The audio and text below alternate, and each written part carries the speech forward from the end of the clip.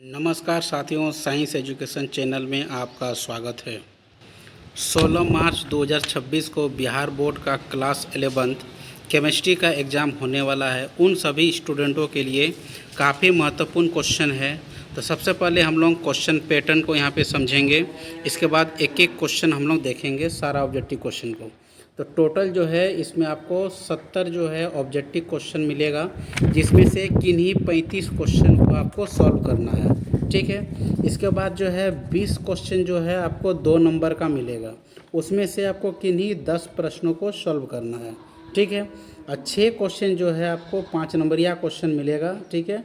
तो जिसमें से आपको किन्हीं 3 प्रश्नों को आपको सॉल्व करना है। यही रहेगा आपका पूरा केमिस्ट्री का पैटर्न रहेगा। टोटल क्वेश्चन की संख्या आपको 96 मिलेगी और आपको 70 नंबर की जो एग्ज़ाम होगी।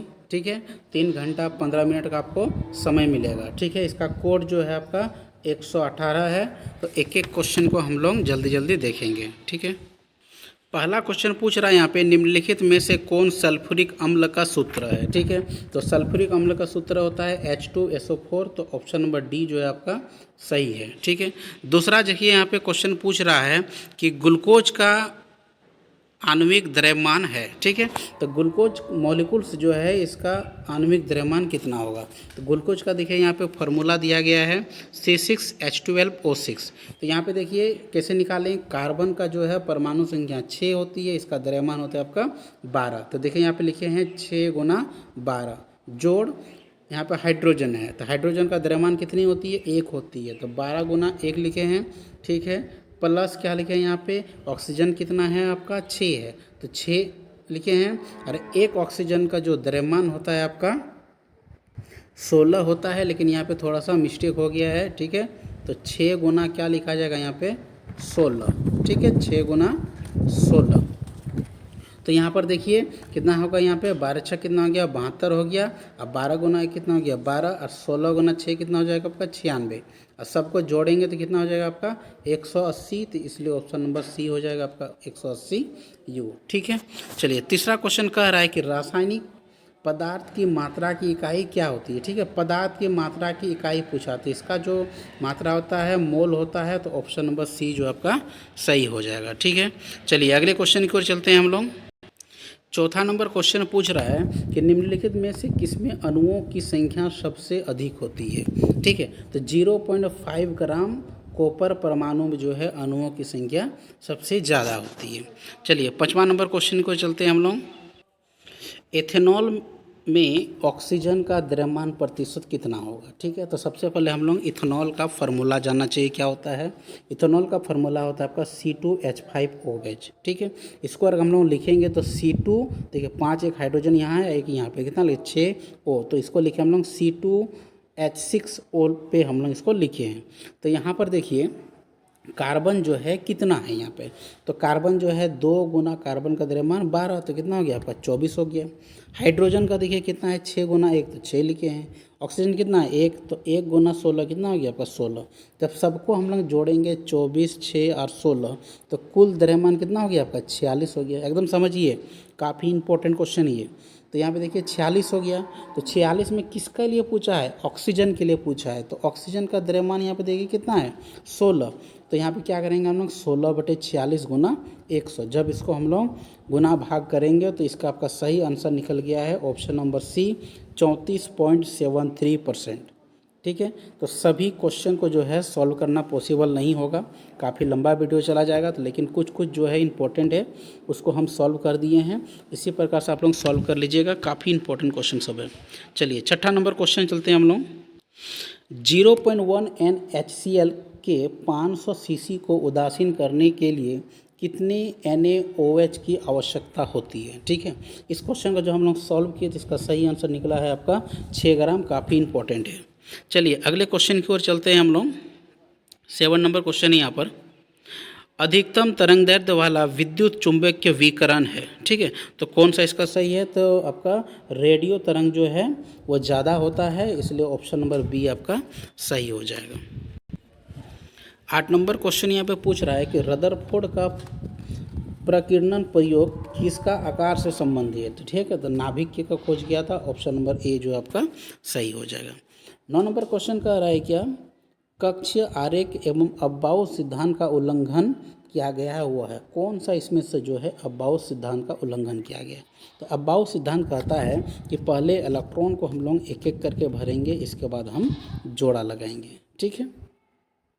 तो यहाँ पर देख पा रहे हैं पहले एक एक भरेंगे, इसके बाद जोड़ा लगाएंगे। ए नंबर ऑप्शन पे हम लोग देख रहे हैं, देखिए पहले एक भरा है फिर इसके बाद जोड़ा लगाया। यहाँ पे देखिए एक एक करके भरा है फिर जोड़ा लगाया, लेकिन ऑप्शन नंबर जो बी देख रहे हैं एक भरा है, इसके बाद जोड़ा कहाँ लगा रहा है, यहाँ पे लगा रहा है, जो कि ये गलत है, ठीक है। जोड़ा कहाँ लगता है आपका, इसमें लगता है। तो ऑप्शन नंबर बी आपका सही है। कौन उल्लंघन कर रहा है, तो बी आपका उल्लंघन कर रहा है, बाद बाकी आपका यहाँ पे ठीक है। चलिए अगले क्वेश्चन की ओर चलते हैं हम लोग। 10 नंबर काफ़ी इंपॉर्टेंट है, इस टाइप का क्वेश्चन आपको देखने को मिलेगा बोर्ड एग्जाम में, ठीक है। कि निम्नलिखित में से किसमें अयुग्मित इलेक्ट्रॉनों की संख्या अधिकतम होती है, किसमें अनपेयर इलेक्ट्रॉन जो है आपका सबसे ज़्यादा है। जेडन देखिए, जेडन में आपका डी ऑर्बिटल भरा है, इसमें आपका नहीं होगा, जीरो हो जाएगा। Ni3+ है, Cu+, इसमें भी आपका नहीं होगा, ठीक है, भरा हुआ है। चलिए Ni और Fe में देखें, तो Fe में आपका सबसे ज़्यादा होगा, कैसे होगा पहले हम यहाँ देखेंगे। सबसे पहले जो है Fe का हम लोग इलेक्ट्रॉनिक विन्यास लिखना सीखेंगे। क्या होता है यहाँ पे, आर्गन, ठीक है, 4s2 और 3d6 होता है, ठीक है, 3d6 ये आर्गन का हो गया। इसमें कितना प्लस बोला गया आपका, 2+, तो 2 इलेक्ट्रॉन इसमें से क्या करेंगे हम लोग, भगा देंगे। तो यहाँ पर 4s2 जो लिखे हैं इससे 2 इलेक्ट्रॉन भगा देंगे, क्या बचेगा आपका 3d6, ठीक है। यहाँ पे देखिए 3d6, यहाँ पे डी में 5 जो है ऑर्बिटल हो जाएगा। तो इलेक्ट्रॉन देखिए कितना भरना, 6, 1 2 3 4 5 5 हो गया, एक जो आपका यहाँ पे 6 हो जाएगा। तो 4 जो है यहाँ पर आपका खाली रहेगा, तो ऑप्शन नंबर बी जो है आपका सही होगा। इसमें अनपेयर इलेक्ट्रॉन बोला है सबसे ज़्यादा किस में होगा, तो Fe2+ में हो जाएगा, ठीक है, काफ़ी इंपॉर्टेंट है। चलिए अगले क्वेश्चन की ओर चलते हैं हम लोग। 11 नंबर क्वेश्चन कह रहा है यहाँ पे, निम्नलिखित में से कौन संभव नहीं है, ठीक है। तो कौन सा संभव इसमें से नहीं है, तो यहाँ पे ऑप्शन नंबर बी और ऑप्शन नंबर सी जो है आपका दोनों संभव नहीं है, ठीक है। तो ये क्वेश्चन थोड़ा सा यहाँ पे गलत हो गया है। क्यों हो रहा है, एल बराबर जब 0 होता है तो एम बराबर अभी क्या होता है, 0 होता है, ठीक है। तो यहाँ पर देखिए एम बराबर क्या दे दिया है, -1 दे दिया, यहाँ पर भी क्या दे दिया, -1 दिया है। ये दोनों ही आपका पॉसिबल नहीं है, लेकिन ये इसमें जो है इस प्रकार के देने से आपको 1 नंबर यहाँ पे मिल जाएगा, ठीक है। चलिए अगले क्वेश्चन की ओर चलते हैं हम लोग। 12 नंबर क्वेश्चन कहता है कि इलेक्ट्रॉन बंधुता का सही क्रम है, ठीक है। इलेक्ट्रॉन एफिनिटी जो है सबसे ज़्यादा किसका होता है इसमें से, तो इसमें से जो है आपका सल्फ़र का होगा, इसके बाद सेलेनियम का होता है यहाँ पे, इसके बाद ऑक्सीजन का होगा। तो ऑप्शन नंबर सी जो है आपका सही होगा, ठीक है। तो पूरा पीरियोडिक टेबल में अगर पूछा जाए इलेक्ट्रॉन एफिनिटी किसका ज़्यादा होता है, तो क्लोरीन का होता है, ठीक है। अगर इलेक्ट्रॉन नेगेटिविटी पूछता तो किसका होता है आपका, फ्लोरीन का होता है, ठीक है। यहाँ पर ये ध्यान रखिएगा। चलिए अगले क्वेश्चन को देखते हैं हम लोग कि बेरिलियम एवं बोरॉन के पहली आयनन विभव का क्रमशः क्या होता है। तो बेरिलियम का जो है आपका 9.32 होता है और बोरॉन का जो है 8.29 होता है। तो ऑप्शन नंबर बी जो है आपका सही हो जाएगा। 14 नंबर क्वेश्चन कह रहा है यहाँ पे कि निम्नलिखित में से कौन सा अधिक विद्युत ऋणात्मकता है, ठीक है। तो विद्युत ऋणात्मकता ये चारों में से पूछा गया है, तो यहाँ पे कार्बन का होगा, ऑप्शन नंबर ए आपका सही हो जाएगा। 15 नंबर क्वेश्चन कह रहा है कि परमाणु क्रमांक 56 वाले तत्व किस ब्लॉक से संबंधित रखते हैं। तो सबसे पहले इसका इलेक्ट्रॉनिक विन्यास जानना होगा। तो 56 का पूछा है, तो उससे पहले इनर्ट गैस कौन किसका होता है, 54 का होता है, जेनॉन का होता है। तो यहाँ पे देखिए जेनॉन 6s2 लिखा गया है, ठीक है। तो कौन सा ब्लॉक है यहाँ पे, एस ब्लॉक है। तो ऑप्शन नंबर ए आपका सही हो जाएगा, ठीक है। चलिए अगला क्वेश्चन पर चलते हैं हम लोग। 16 नंबर यहाँ पे क्वेश्चन कह रहा है कि निम्नलिखित में से किस आयन की आयनिक त्रिज्या का मान सबसे अधिक होगा, ठीक है। त्रिज्या का मान किसका अधिक होगा यहाँ पे, तो एक चीज़ ध्यान रखिएगा, यहाँ पे लिथियम प्लस है, B3+ है, तो ये दोनों एक सीधा का है, तो ये दोनों आपका नहीं होगा, ठीक है। त्रिज्या जो है जितना परमाणु संख्या बढ़ेगा त्रिज्या उसका उतना बढ़ेगा, तो ये दोनों का कम हो जा रहा है, नहीं होगा। इसमें फ्लोरीन और ऑक्सीजन 2- यही दोनों में से किसी एक का होगा, ठीक है। तो फ्लोरीन माइनस का मतलब 10 हो गया, ऑक्सीजन 2- का मतलब हो गया 10 हो गया। तो एक बात ध्यान रखिएगा, जितना ज़्यादा माइनस चार्ज बढ़ेगा उसका त्रिज्या जो है उतना ज़्यादा बढ़ेगा, ठीक है। तो ये इसमें देखिए एक माइनस है, इसमें कितना माइनस है, 2 माइनस है, तो इसका जो है आयनिक त्रिज्या का मान क्या हो जाएगा, बढ़ जाएगा। तो ऑप्शन नंबर सी जो है आपका यहाँ पे सही हो जाएगा। ठीक है। अगला क्वेश्चन काफ़ी इंपॉर्टेंट है, ये पूछा भी गया है बार बार। निम्नलिखित में से किसमें सहसंयोजक एवं आयनिक बॉन्ड दोनों मिलते हैं। ठीक है, कोवेलेंट भी और आयनिक बॉन्ड दोनों मिलते हैं, इसमें कौन सा कंपाउंड है, तो NH4Cl जो है इसमें आपका दोनों मिलता है, कोवेलेंट भी है इसमें है और आयनिक भी है, तो ऑप्शन नंबर सी आपका सही हो जाएगा। चलिए अगले क्वेश्चन को और चलते हैं हम लोग। 18 नंबर क्वेश्चन कह रहा है कि निम्नलिखित में से किसका द्विध्रुव आघूर्ण शून्य होगा। ठीक है, डायपोल मोमेंट किसका शून्य होगा, तो याद रखिएगा डायपोल मोमेंट अपोजिट होने से दोनों क्या हो जाएगा, कट जाता है। तो यहाँ पे SiF4 देखिए, यहाँ पे स्ट्रक्चर बना है SiF4, तो इधर देखिए तीर चिन्ह है, इधर तीर चिन्ह, ये दोनों कैंसिल हो जाएगा और ये दोनों कैंसिल हो गया। ठीक है, सब कैंसिल हो जाएगा तो क्या हो जाएगा, 0 हो जाएगा। तो ऑप्शन नंबर सी यहाँ पे आपका सही हो जाएगा। अगला क्वेश्चन देखिए 19 नंबर लिखा है कि निम्नलिखित में से किस केंद्रीय परमाणु का sp3 हाइब्रिडाइजेशन होता है। ठीक है, तो इसमें से sp3 किसका हो जाएगा, तो फास्फोरस का देखिए 15 होता है। इसमें कितना क्लोरीन डाला गया है, 3, एक क्लोरीन इधर, एक क्लोरीन इधर, एक क्लोरीन इधर, और एक जो है आपका लॉन पेयर होता है। तो 3 जो है आपका बॉन्ड पेयर है, एक आपका लॉन पेयर हो गया, तो टोटल कितना हो गया 4। और जब 4 हो जाता है तो इसका हाइब्रिडाइजेशन क्या होता है, sp3 होगा। तो ऑप्शन नंबर ए जो है आपका यहाँ पर सही हो जाएगा। ठीक है, तो अगर आप लोगों को समझ में आ रहा है तो चैनल को आप लोग सब्सक्राइब कर लीजिएगा और अपने दोस्तों को शेयर कीजिएगा। ठीक है, चलिए अगले क्वेश्चन की ओर चलते हैं हम लोग। 20 नंबर देखिए, यहाँ पे क्वेश्चन कह रहा है कि निम्नलिखित में कौन सा अनुचुंबकीय नहीं है। ठीक है, तो CO जो है आपका अनुचुंबकीय नहीं है, तो ऑप्शन नंबर बी जो है आपका ऑप्शन सही हो जाएगा। ठीक है, चलिए अगले क्वेश्चन की ओर चलते हैं हम लोग। 21 नंबर क्वेश्चन कह रहा है आपका P4O10 में सिग्मा बॉन्ड की संख्या कितनी होती है। ठीक है, जब इसका जो है ऑप्शन नंबर डी सही हो जाएगा, 16 होती है उसमें। 22 नंबर देखिए, काफ़ी इंपॉर्टेंट क्वेश्चन कह रहा है यहाँ पे, कार्बन के संकरण हाइब्रिडाइजेशन जो है कक्षकों के विद्युत ऋणात्मकता का सही क्रम है, तो कौन सा क्रम जो है आपका सही हो जाएगा, विद्युत ऋणात्मकता। तो यहाँ पर देखिए sp, sp2, sp3 दिया गया है। ठीक है, तो अगर हम sp में देखेंगे तो s कैरेक्टर कितना होते हैं इसमें 50%, sp2 में देखेंगे तो s कैरेक्टर कितना होता है 33.3%। ठीक है, sp3 में देखेंगे तो s कैरेक्टर कितना हो जाएगा आपका 25%। ठीक है, तो ध्यान रखिएगा s कैरेक्टर जितना आपका ज़्यादा होगा, ठीक है, इलेक्ट्रोनेगेटिविटी विद्युत ऋणात्मकता का मान भी जो है आपका ज़्यादा होगा। तो तीनों में देखिए s कैरेक्टर किसका सबसे ज़्यादा होता है, sp में है। ठीक है, इसके बाद sp2 में है, इसके बाद आपका sp3 में। तो कौन सा ऑप्शन है देख लीजिए, तो ऑप्शन नंबर डी जो है आपका सही हो जाएगा। sp में जो है 50% आपका s कैरेक्टर मिलता है। ठीक है, और जितना s कैरेक्टर आपका बढ़ेगा उतना भी आपका इलेक्ट्रोनेगेटिविटी का मान भी क्या हो जाएगा, बढ़ेगा। तो ऑप्शन नंबर डी आपका सही होगा। ठीक है, चलिए अगले क्वेश्चन की ओर चलते हैं हम लोग। 23 नंबर क्वेश्चन कहता है कि एक गैस सबसे अधिक आदर्श गैस की तरह व्यवहार कब करता है। ठीक है, तो निम्न दाब एवं उच्च ताप पर जो है वो आदर्श गैस की तरह व्यवहार करता है। तो ऑप्शन नंबर डी जो है आपका सही हो जाएगा। 24 नंबर क्वेश्चन काफ़ी इंपॉर्टेंट है, एक आदर्श गैस के लिए संपीड़नशीलता का कारण है। ठीक है, तो उसका वैल्यू जो है 1 होता है। तो ऑप्शन नंबर बी जो है आपका सही हो जाएगा। जितने भी नए स्टूडेंट हैं सभी चैनल को आप लोग सब्सक्राइब कर लीजिएगा और शेयर ज़रूर कीजिएगा। ठीक है, 11th का एग्ज़ाम देने के बाद जो है आपका 12 का बैच हम चैप्टर बाय चैप्टर शुरू करेंगे, इसलिए चैनल को आप लोग सब्सक्राइब कीजिएगा, सारा नोटिफिकेशन जो है आपके पास चला जाएगा। ठीक है, चलिए अब हम लोग अगले क्वेश्चन की ओर चलते हैं। 25 नंबर क्वेश्चन कहता है कि पानी का तापमान बढ़ाने पर उसका पृष्ठ क्षेत्रफल क्या होता है। ठीक है, तो ऑप्शन नंबर बी सही जगह आपका घटता है। चलिए 26 नंबर क्वेश्चन कहता है कि बाह्य आश्वासन आधारित है, तो डाल्टन के आंशिक दाब के नियम पर आधारित है। तो ऑप्शन नंबर सी आपका सही हो जाएगा।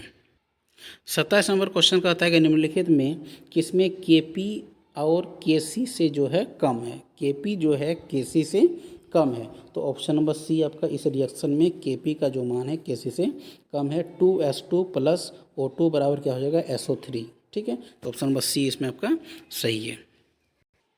चलिए 28 नंबर क्वेश्चन कहता है कि 64 ग्राम हाइड्रोजन आयोडाइड को 2 लीटर पानी में मिलाए जाने पर उसकी सक्रिय द्रव्यमान होगा। ठीक है, तो सभी न्यूमेरिकल अगर हम सॉल्व करेंगे तो वीडियो जो है आपका बहुत लंबा बन जाएगा, जिसके कारण हम नहीं कर रहे हैं। आप लोग इसको घर में ज़रूर प्रैक्टिस कीजिएगा। तो इसका जो सॉल्व कर रहे थे हम, तो ऑप्शन नंबर बी आपका सही हो गया था 0.25।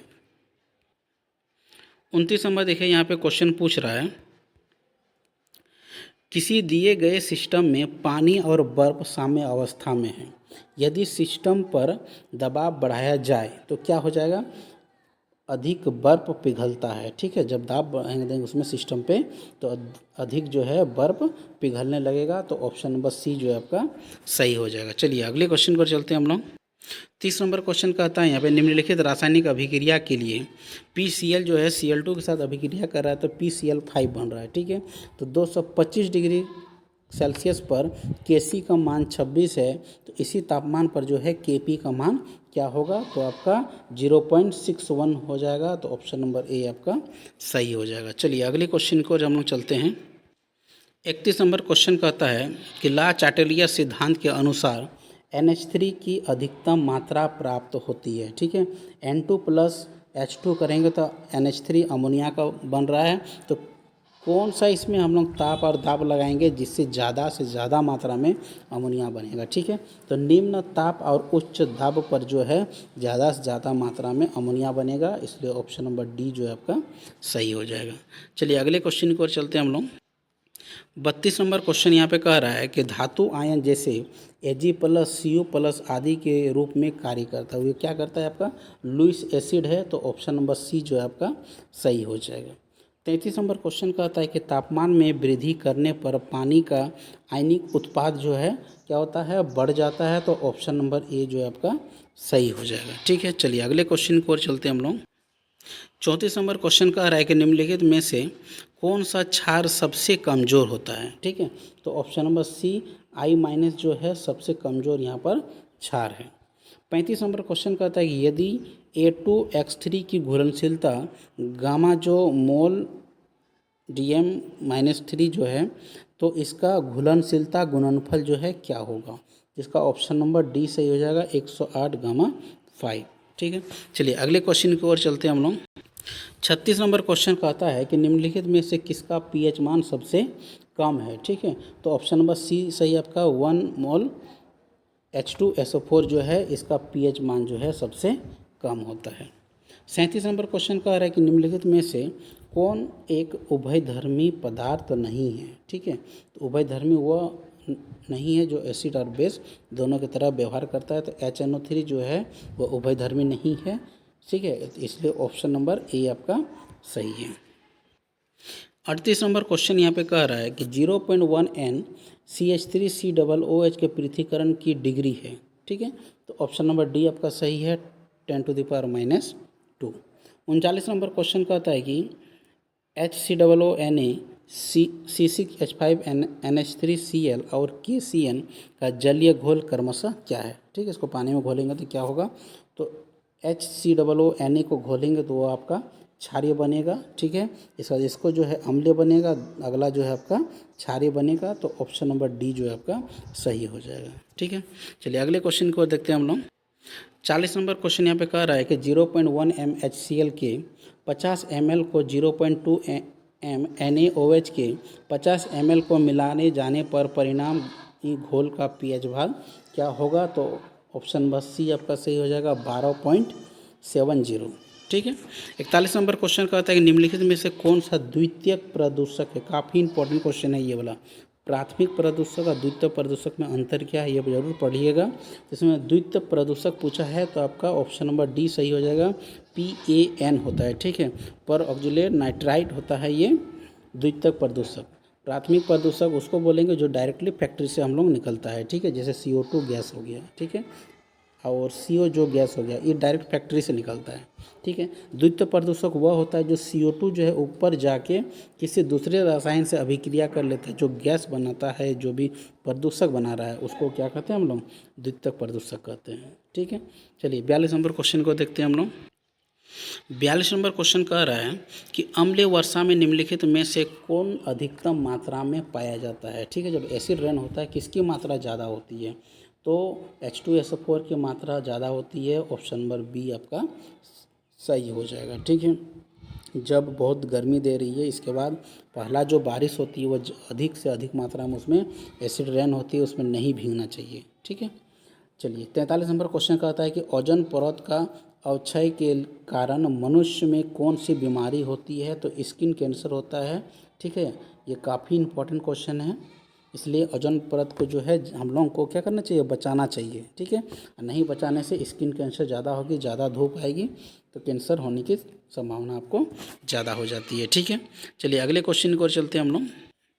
एलपीजी के मुख्य स्रोत कौन सा होता है? ठीक है, हम लोग जो खाना बनाते हैं उसमें कौन सी गैस डाला रहती है? तो ब्यूटेन और प्रोपेन डाला रहती है। ठीक है, तो ऑप्शन नंबर डी आपका यहाँ पर सही हो जाएगा। चलिए 45 नंबर क्वेश्चन यहाँ पे कह रहा है कि निम्नलिखित में से किसका सबसे अधिक गलनांक होता है? ठीक है, तो पैराजालिन का जो है सबसे ज़्यादा गलनांक होती है, तो ऑप्शन नंबर सी आपका यहाँ पे सही हो जाएगा। 46 नंबर क्वेश्चन कह रहे हैं पे निम्नलिखित यौगिकों में सबसे ज़्यादा अम्लीय कौन सा है यहाँ पर? ठीक है, तो CH3OH जो है आपका सबसे ज़्यादा अम्ल है, तो ऑप्शन नंबर डी जो है आपका यहाँ पे सही हो जाएगा। 47 नंबर क्वेश्चन कहता है कि बेंजीन के क्लोरीकरण की अभिक्रिया प्रजाति है। ठीक है, तो क्लोरीनेशन जब हम लोग कराते हैं बेंजीन पे तो Cl+ जो है उसमें आपका अटैक करता है, इसलिए ऑप्शन नंबर ए जो है आपका यहाँ पे सही हो जाएगा। 48 नंबर क्वेश्चन कहता है कि C2BrClFi में समायों की संख्या कितनी होगी? ठीक है, आइसोमर जो है इसका कितना बनेगा? तो इसका 6 आइसोमर बनेगा, तो ऑप्शन नंबर डी आपके यहाँ पे सही हो गया। ठीक है, 49 नंबर काफ़ी इंपॉर्टेंट क्वेश्चन है, इसमें जो है कितने आबंध है? ठीक है, इसमें कितने सिग्मा और पाई बॉन्ड पाया जाता है? तो देखिए इस फिगर को यहाँ पर हम बनाए हैं, तो आसान इसका ट्रिक है कैसे सिग्मा और पाई निकालना है। जितना डबल बॉन्ड है उसमें आपका एक एक पाई पाया जाता है। डबल बॉन्ड देखिए कहाँ कहाँ है, एक यहाँ है, एक आपका यहाँ है, एक यहाँ है और यहाँ है, तो 4 जो है आपका डबल बॉन्ड है, मतलब 4 आपका पाई है। तो ऑप्शन में देख लिए 4 पाई किस में है? तो ऑप्शन नंबर सी में है, तो सी में जो है आपका 4 पाई है और कितना 19 जो है आपका सिग्मा बॉन्ड है, इसलिए ऑप्शन नंबर सी आपका सही हो जाएगा। जितना सिंगल बॉन्ड है सभी आपका सिग्मा बॉन्ड है, और डबल जहाँ बॉन्ड है एक आपका सिग्मा है। ठीक है, एक सिग्मा है, एक आपका पाई है। ठीक है, तो ऑप्शन का सी आंसर जो है आपका सही हो जाएगा। चलिए अगले क्वेश्चन को चलते हैं हम लोग। 50 नंबर क्वेश्चन काफ़ी इंपॉर्टेंट है कि निम्नलिखित में से कौन मार्कोनी-कॉप नियम का पालन नहीं करता है? ठीक है, तो सबसे पहले आप लोगों को जानना चाहिए कि मार्कोनी नियम किसको कहते हैं। तो असम्मित एल्कीन, ठीक है, असम्मित एल्कीन किसको बोलेंगे? ये देखिए आपका असम्मित एल्कीन है। असम्मित एल्कीन वह होगा डबल बॉन्ड के दोनों तरफ कार्बन की संख्या अलग अलग हो, उसको कहते हैं हम लोग असम्मित एल्कीन। ठीक है, यहाँ पे देखिए एक कार्बन है, इधर आपका 2 कार्बन है, तो वैसा असम्मित एल्कीन में जब हम लोग HBr का योग कराते हैं, ठीक है, HBr का योग कराएंगे तो डबल बॉन्ड के जिस कार्बन पर ज़्यादा हाइड्रोजन है, ठीक है, डबल बॉन्ड के जिस कार्बन पर ज़्यादा हाइड्रोजन है उस पर क्या जाएगा? आपका हाइड्रोजन जाएगा, और जिस पर कम है उस पर क्या जाएगा? आपका Br जाएगा, ये आपका हेलोजन जाएगा। ठीक है, तो इस पर मार्कोनी रूल लगेगा। सी नंबर में भी मार्कोनी रूल लगेगा, डी में भी मार्कोनी रूल लगेगा, क्योंकि इसमें असम्मित एल्कीन है। और इसमें देखिए बी नंबर में जो है वो असम्मित एल्कीन नहीं है, डबल बॉन्ड के दोनों तरफ कार्बन की संख्या क्या है? यहाँ पे बराबर है, इसलिए ऑप्शन नंबर बी जो है आपका यहाँ पे सही हो जाएगा। इसमें मार्कोनी रूल आपका नहीं लगता है। समझ में आया? काफ़ी इंपॉर्टेंट है, एकदम याद कर लीजिएगा। चलिए 51 नंबर क्वेश्चन कहता है नेप्थलीन एवं बेंजोइक अम्ल को उसके मिश्रण से अलग करने की सबसे अच्छी विधि कौन सी? ऊर्ध्वपातन विधि होती है, तो ऑप्शन नंबर ए आपका यहाँ पर सही है। ठीक है, तो 70 क्वेश्चन हम सॉल्व कराएंगे, उसमें से आपको कोई 35 बनाना है। 2 वीडियो आप लोगों के लिए हम लेके आएंगे, ये 70 नंबर का रहेगा, फिर एक 70 के लिए लाएंगे। काफ़ी इंपॉर्टेंट है, उतना आप पढ़ देख लीजिए, अच्छी तरह से पढ़ लीजिएगा, सारा क्वेश्चन जो है आपका बोर्ड एग्जाम में फंस जाएगा। ठीक है, तो आज एक तो आप देखिए, फिर आपको लिए कल एक मिलेगा, तो जो स्टूडेंट्स चैनल को आप लोग सब्सक्राइब कीजिएगा उसी के पास ही जाएगा ये। ठीक है, तो चलिए अगले क्वेश्चन को और देखते हैं हम लोग।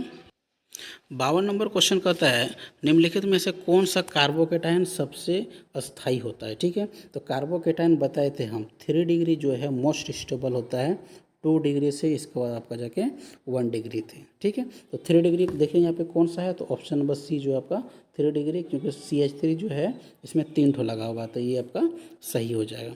कार्बन आयन में जो है आपका 1 डिग्री सबसे स्टेबल होता है, इसके बाद 2 डिग्री होता है, इसके बाद आपका 3 डिग्री होता है। ठीक है, 53 नंबर क्वेश्चन कहता है कि निम्नलिखित में कौन सा इलेक्ट्रॉन से नहीं, ठीक है, इलेक्ट्रोफाइल पूछा है। तो इलेक्ट्रोफाइल किसको बोलेंगे? जो इलेक्ट्रॉन से प्यार करेगा। तो इलेक्ट्रॉन पे कौन सा चार्ज होता है? नेगेटिव चार्ज होता है, तो उसको प्यार करने के लिए कौन आएगा? आपका पॉजिटिव चार्ज वाला आएगा, तो ऑप्शन नंबर डी आपका यहाँ पे सही हो जाएगा। SO3 जो है आपका इलेक्ट्रॉन से नहीं है। चलिए 53 हो गया। अब 54 नंबर क्वेश्चन देखते हैं हम लोग। 54 नंबर देखिए, ये कंपाउंड दिया गया है, इसमें C2C3 जो है पूछा है कि इसमें कौन सा हाइब्रिडाइजेशन होता है। किधर से देख लीजिए, ये मान लेते हैं आपका C2 हो गया, ये आपका C3 होगा। तो C2 में देखिए कि सिग्मा बॉन्ड की संख्या कितनी है, ठीक है। तो एक हाइड्रोजन है, एक इधर बॉन्ड है, एक इधर बॉन्ड है, तो 2 बॉन्ड कितना 3 हो गया। जब 3 होता है तो क्या हो जाता है आपका sp2। देख लीजिए शुरू में कहाँ पर है आपका sp2, तो ऑप्शन नंबर डी में देखिए आपका sp2 दिया गया है शुरू में, इसके बाद आपका बगल वाला में sp3 है, ठीक है। तो ऑप्शन नंबर डी आपका यहाँ पे सही हो जाएगा। चलिए 55 नंबर क्वेश्चन देखते हैं कि अयुग्मित इलेक्ट्रॉनों की उपस्थिति के कारण मुक्त मूलक है, क्या है, रासायनिक रूप से अभिक्रियाशील होती है। तो ऑप्शन नंबर ए जो है आपका यहाँ पे सही हो जाएगा, ठीक है। चलिए 56 नंबर क्वेश्चन चलते हैं हम लोग। किसी भी क्वेश्चन में आप लोगों को दिक्कत हो जरूर कमेंट कर दीजिएगा, यही सब जो क्वेश्चन आपका है बोर्ड एग्जाम में आने वाला है, ठीक है। तो 56 नंबर क्वेश्चन कहता है कि निष्क्रिय युग्म प्रभाव किसके द्वारा प्रदर्शित होता है। तो पीवी लेड के द्वारा होता है, ऑप्शन नंबर ए आपका सही हो जाएगा। 57 नंबर क्वेश्चन कहता है कि बोरेक्स का उपयोग सफाई एजेंट के रूप में किया जाता है क्योंकि पानी में घुलने पर यह देता है, ठीक है। तो क्षारीय विलयन देता है, तो ऑप्शन नंबर ए आपका सही हो जाएगा। बोरेक्स का देखिए यहाँ पे फॉर्मूला लिख दिए हैं, Na2B4O7 इंटू 10H2O होता है, ठीक है। चलिए अब 58 नंबर क्वेश्चन को चलते हैं हम लोग। 58 नंबर क्वेश्चन कहता है कि बोरिक अम्ल बहुलकीय है क्योंकि इनमें जो है हाइड्रोजन बॉन्ड की क्या होती है, उपस्थिति होती है। तो ऑप्शन नंबर बी आपका सही हो जाएगा, ठीक है। 59 नंबर क्वेश्चन कहता है कि ऊष्मा गति के अनुसार कार्बन का सबसे स्थिर रूप होता है, ठीक है। तो ग्रेफाइट जो है सबसे स्थिर रूप होता है, तो ऑप्शन नंबर बी आपका सही हो जाएगा, ठीक है। चलिए 60 नंबर और 61 नंबर देखते हैं यहाँ क्वेश्चन। 60 नंबर क्वेश्चन कह रहा है कि बोरॉन के संकरण डायबोरॉन में किस प्रकार का होता है, ठीक है। तो डायबोरॉन का फॉर्मूला यही होता है आपका B2H6, ठीक है। अगर इसको हम लोग बना सकते हैं तो यहाँ पे देखिए ये B हो गया, ये B हो गया, इसमें हाइड्रोजन कितना है 6 है, एक हाइड्रोजन यहाँ, एक हाइड्रोजन यहाँ, एक हाइड्रोजन यहाँ, उधर 3 दे दिए, इधर एक हाइड्रोजन, इधर एक हाइड्रोजन, एक हाइड्रोजन इधर, ठीक है। तो हाइब्रिडाइजेशन देखिए यहाँ पे कितना सिग्मा बॉन्ड है, 1 2 3 4। जब 4 सिग्मा बॉन्ड होता है तो क्या होता है आपका sp3 होता है, तो इसलिए ऑप्शन नंबर सी जो है आपका यहाँ पे सही हो जाएगा, ठीक है। 61 नंबर क्वेश्चन कहता है कि प्रकाश विद्युत प्रभाव अधिकतम होता है किस पर होता है, तो CS पर होता है। तो ऑप्शन नंबर ए आपका सही हो जाएगा, ठीक है। चलिए 62 नंबर क्वेश्चन को चलते हैं हम लोग। 62 नंबर क्वेश्चन यहाँ पे कह रहा है कि निम्नलिखित में से कौन Mg का अयस्क नहीं है, ठीक है। तो जिप्सम जो है आपका मैग्नीशियम का अयस्क नहीं है, डोलोमाइट जो है, मैग्नेसाइट, कार्नोलाइट, ये सब सारा जो है आपका मैग्नीशियम का अयस्क है। तो ऑप्शन नंबर ए आपका यहाँ पे सही हो जाएगा।